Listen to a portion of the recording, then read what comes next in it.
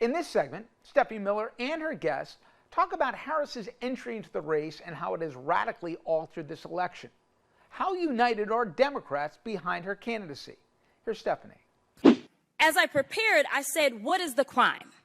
Because when you're talking about impeachment, you're talking about high crimes or misdemeanors. And I can't seem to find the crime. And honestly, no one has testified of what crime they believe the president of the United States has committed. But when we start talking about things that look like evidence, they want to act like they blind. They don't know what this is. These are our national secrets.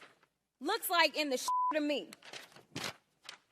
This looks like more evidence of our national secrets, say on a stage at Mar-a-Lago. When we're talking about somebody that's committed high crimes, it's at least indictments. Let's say 32 counts related to unauthorized retention of national security secrets, 7 counts related to obstructing the investigation, 3 false statements, 1 count of conspiracy to defraud the United States, falsifying business records, conspiracy to defraud the United States, 2 counts related to efforts to obstruct the vote certification proceedings, 1 count of conspiracy to violate civil rights, 23 counts related to forgery or false document statements, 8 counts related to soliciting, and I could go on because he's got 91 counts pending right now. But I will tell you what the president has been guilty of. He has unfortunately been guilty of loving his child unconditionally, and that is the only evidence that they have brought forward. And by the way, God bless Jasmine Crockett, who I have to inject her into my veins at least once a week. But she's been out there on Project 2025. That's still what we're running against. Here she is. I think that it's really important that people understand that Project 2025 is actually already underway. As someone who served in the Texas House and had to endure the Heritage Foundation sending bills, because that's exactly what they've been doing, is they've been sending bills through our state houses and our state senates. That is how we got to the point that we ended up with these abortion bans. They called it the heartbeat bill in the state of Texas. Yeah, this is Trump again on. He doesn't know anything about Project 2025, right. Allison.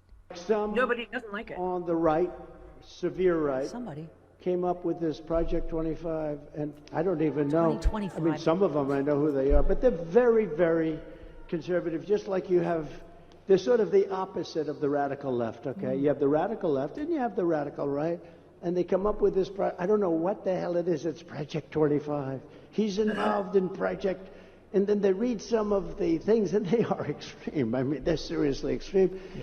But I don't know anything about it. I don't want to know anything about it. But what they do is misinformation and disinformation. Oh, my God. It's everybody from his administration, right? He said the author of it is the guy that spoke at the RNC that he said is going to be in charge of the mass deportations, right? Yeah, and Johnny McEntee, the presidential personnel office guy that used to hide Smirnoff ices in the office that you had to chug if you found him. That dude, the guy who wrote the Afghanistan withdrawal memo and the firing of the Secretary Esper, right? Mark Esper. So yeah, and the guy who interviewed Chris Miller to make sure he was cool with the Insurrection Act. That guy who was like the mini president. Yeah. He has no idea who that is. Just much like George Papadopoulos was the coffee boy. Right.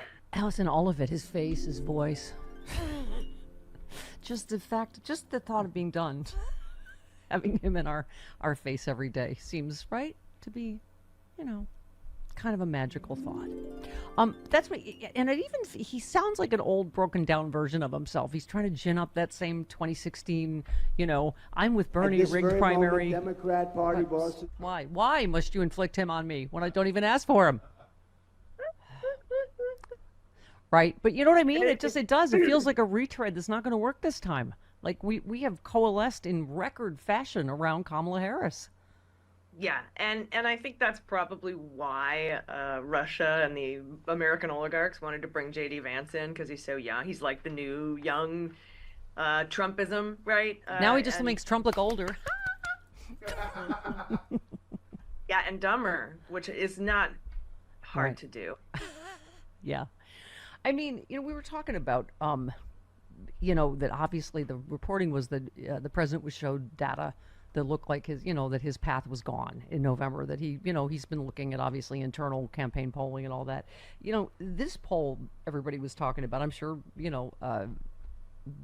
they saw this too. Trump was leading President Biden already in several swing states, but after the assassination attempt, a new poll showed him gaining even more ground, which is ridiculous. But anyway, Trump holding a 3-point lead or more over the president in 7 key swing states, and most of those are an increase in polling first conducted in March. In Michigan, Nevada, and Wisconsin, Trump was leading by 3 points, in Georgia by 5, Pennsylvania by 6, North Carolina by 9, and Arizona by 10. When asked who they would vote for in a matchup between Trump and a younger Democrat, though, almost 54% say they would choose the younger Democrat. I mean, and I know you know this too with polling, Allison, that, you know, what concerns you is, right, that's a fictional somebody, younger Democrat, that no negative ads have been run against yet. So as you said, you know, when we started out, Allison, we still got our work cut out for us, right? Absolutely. And just the fact that they have internal polling and then polling for the rest of us should be your hint to just ignore the polling. I mean, they've been so very wrong for a very long time on all of this, and I think it's because they really need to revamp the way they conduct polling. But you know, I could pull 10 polls right now that show that Biden was even or ahead after the debate. I read from your piece last week where you said we can all find a poll to make our case, whatever it is. Right. So I think that where we find our anchors of truth are in results, what the Biden-Harris administration has done, and the election results that we've had, especially in 2023 and the post-Roe elections, have all gone our way. I mean, except for I think a very limited few of them. Those are the results that I rely on, and we have to work as hard. The polls shouldn't dictate how hard we work. Right. Now in the election. Yeah. No, I always say the whole "don't get happy" that Bob Cesca says, because that's what I'm afraid of. You know, whatever happens, show them a huge lead. I don't want us all to go, oh, phew, because, you know, we all have that 2016 PTSD, right? Before I was elected vice president, before I was elected United States Senator, I was elected Attorney General of the state of California, and I was a courtroom prosecutor before then. I took on perpetrators of all kinds. Predators who abused women, fraudsters who ripped off consumers, cheaters who broke the rules for their own gain.